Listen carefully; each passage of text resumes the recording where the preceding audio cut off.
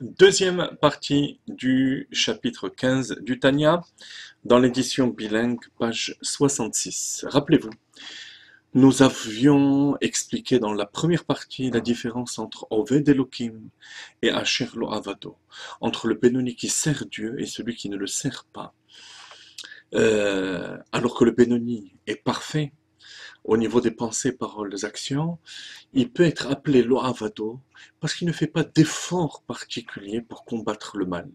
Ou bien parce que par nature, il n'a pas de tentation, ou bien parce il a habitué, il a entraîné son corps à se conduire selon la Torah et les mitzvot. Au basé Yovan Mashekatov Bagmara. Et avec cela, on va comprendre une Gemara dans Chagiga, page 9, Daftet. Là-bas,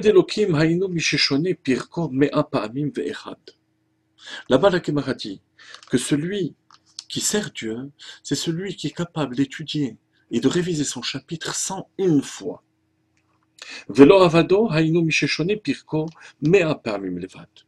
Alors que celui qui ne l'étudie, qui ne le répète que 100 fois, est appelé Lo Avado, qui ne sert pas Dieu. Quel est le sens de ce conte qui est fait par la Gemara?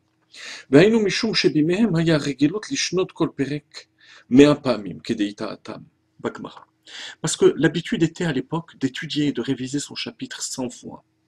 Parce que, rappelez-vous, à l'époque, la Torah était étudiée oralement, était transmise oralement, donc il fallait connaître chaque détail de la halakha au mot et à la lettre près. Il fallait répéter 100 fois. C'est d'autres expliquent que les 100 fois ne sont pas seulement une répétition de la première fois, mais 100 c'est 10 fois 10, d'ailleurs le Maharshal le rapporte dans la Gemara, 10 fois 10, ce sont les 10 Kochot HaNefesh, les 10 facultés de l'âme, qui sont composées chacune de 10. 10 fois 10, ça fait 100. Donc il fallait étudier le chapitre 100 fois, non seulement pour le retenir, mais pour l'intégrer totalement. Et si on s'arrête à 100, ça veut dire que tout notre être est imprégné de ce passage de Torah. Mais ça ne suffit pas. Parce que notre être, c'est-à-dire l'ego, c'est la personne. Mais il n'y a pas de preuve comme quoi il a étudié la Torah pour Akadosh Baruch Hu, les Shem Shamaim. C'est à la 101e fois, lorsqu'il n'y a plus d'intérêt personnel à répéter la halakha, et que la personne étudie cette 101e fois, sera motivée uniquement par sa volonté de s'attacher à Akadosh Baruch Hu, par amour de Dieu. Et la Gemara donne là-bas un machal, une parabole. Mishuk shel hamarim, sheniskarim le'eser parse bezouza. Un marché d'âniers, les conducteurs d'ânes, qui louent les services de leur âne pour 10 parsaot. En fait, chaque parsa fait 3 km 6, mais on va arrondir, on va dire, pour 10 km. Il fallait payer un zouz. Ou l'achad asar parse, mais pour 11, 1 km de plus, c'est pas grand-chose. Il fallait payer le double. Bit 13 zouzé. Mais la Gemara explique pourquoi. C'est pas logique. Il aurait fallu payer 1,1. Donc ajouter 0,1 zouz, 10 centimes de zouz. Mais la Gemara dit yoter mirgilutam, parce que c'est inhabituel pour l'âne, pour l'animal, de faire cette distance. Alors il fallait payer l'équivalent de tous les 10 km. De même, la 101e fois, c'est se dépasser. C'est à ce moment-là que la personne est appelée Oved Elohim, servant à Kadosh Baruch. Une petite remarque, une petite gématria intéressante. Vous voyez, ceux qui ont le verset et le texte sous les yeux, que Oved Elohim, la Hacher, les rachets tevot, les têtes de mots, me donnent Oved Aïn, Elohim Aleph, la Hacher Lamed, 30, ça me fait 101. Et Lo Avado, c'est Lamed et Aïn, 30 et 70, ça me fait 100. Donc on voit comment dans les mots eux-mêmes, on retrouve cette notion de 101 et de 100. Cette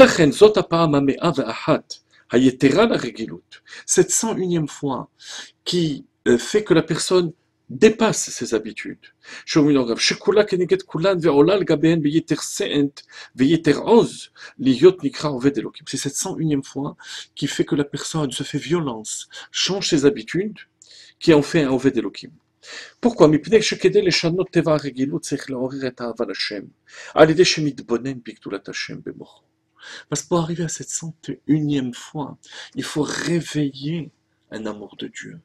Donc il faut faire marcher sa réflexion, sa méditer dans la grandeur d'Akadosh Baruch Hu, dans l'attachement qu'on a avec Dieu pour faire cette 101e fois. Ou bien tout au moins, במוחו ולשלוט על הדבר שבחל לדם הנפש הבעמית, או לעורר את האהבה המסותרת, ou tout au moins réveiller l'amour qui est caché en nous-mêmes. Mais en aucun cas, avec un amour, même caché, mais qui est naturel chez la personne, il n'arrivera à se dépasser. Donc voilà, Rabotai, dans ce chapitre, Admor HaZaken nous explique comment devenir un Oved Elohim. En faisant en sorte que dans tous les domaines, on ne cherche pas uniquement à s'acquitter de son devoir. Servir Dieu dans la mesure où on a du plaisir à le faire, où on a envie de le faire, dans la mesure où notre personne, le chiffre 100, 10 fois 10, exige cette chose-là. Tant que c'est motivé par la volonté de la personne, par la motivation naturelle, c'est pas bon. C'est l'oravato. C'est lorsque la personne fait cette 101e fois. On l'appelle à une heure indue pour lui demander un service. Je n'ai pas envie de rendre ce service. Je ne suis pas dans les conditions qu'il faut. Je le fais. Je me dépasse. C'est la 101e fois. J'ai fini d'étudier. Je suis satisfait. J'étudie quelques minutes en plus. Je m'approfondis un peu plus que ce que ma nature l'exige. C'est à ce moment-là que je deviens Oved Elohim et qu'on sent véritablement cette progression. Et comme le Rabbi a l'habitude de dire, une fois qu'on s'est habitué au chiffre 101, ce petit dépassement de quelques minutes, de cette exigence qui fait qu'on va plus loin que ce qu'on a envie de faire, on s'y est habitué. Et bien alors à ce moment-là, le 101 devient 100. Donc il faudra répéter 102 fois. Ça sera, et une fois qu'on sera habitué au 102, 103. En fait, ça veut dire que on ne peut jamais se contenter de ses acquis, de dormir sur ses lauriers, comme on dit. Le Oved Elohim, c'est celui qui est capable toujours de se remettre en question et de se dépasser. Heureusement, sinon la vie serait monotone.